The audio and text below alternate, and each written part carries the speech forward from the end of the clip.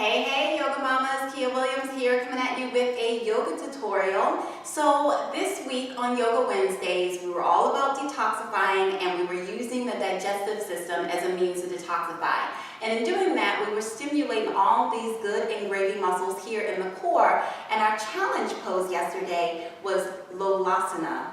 Alright, so I figured we'd do a yoga tutorial on Lolasana so that we can really break it down and understand not only its benefits, but all of the little intricacies, and to give a little bit more of a progression that we didn't have time for in the full episode yesterday. So, first of all, about benefits. So most people think about Lolasana as being this really challenging pose, and it is a challenging pose. It requires a lot of strength, not only in the shoulders and the arms and the chest, but also in the core. But the part of the core that I'm going to really emphasize to you about Lolasana is not what you think. So if we talk about the anatomy of our abdominals, and I really don't like to talk about anatomy, but I will. Most of us think about our core as just being these external muscles that we think about as being like ripped or having a six-pack, those muscles that are on the surface that make us look like we're really strong. However, doing sit-ups and things like that do strengthen those muscles, but they don't strengthen the deeper abdominal muscles that are required for poses like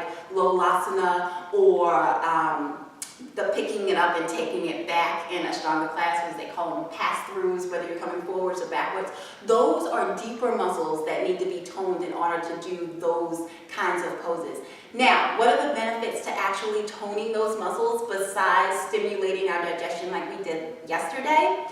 When we engage the deep low abs, and what I'm talking about here are our pelvic floor, which most of us know to be as Kegels or Kegels, however you pronounce them, and our anal sphincter, oh yuck, right? Our butt muscle, the one that keeps the poop in or lets the poop out, right? So when we are able to engage those muscles, which are really the base of our core, then we're able to get the kind of lift we need in some of these other more challenging poses.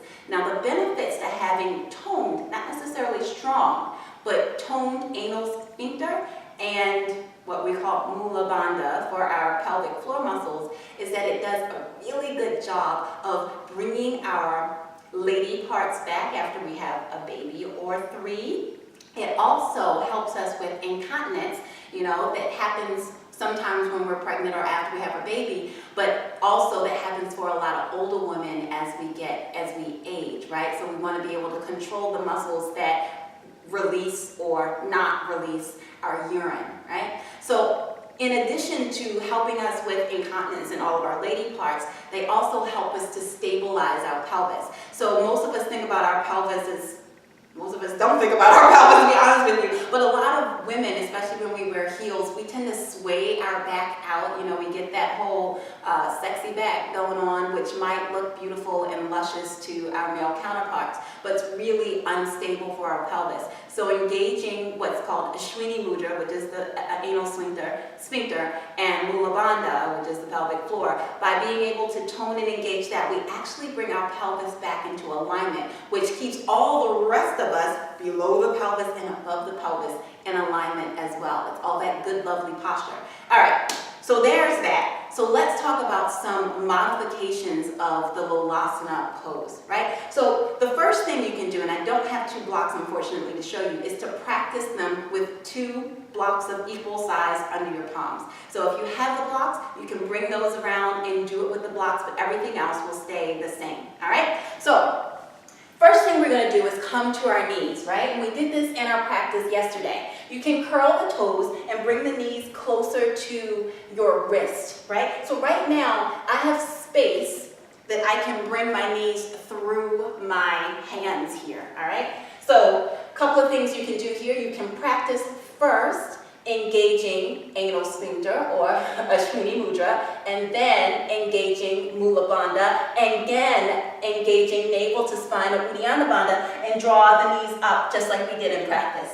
And then inhale, release. So you would do that with 1 full breath. So it would be inhaling here, exhaling Ashwini Mudra, Mula Bandha, Uddiyana Bandha, and all the way up. Complete the exhale, and then inhale, release that all, and come back down.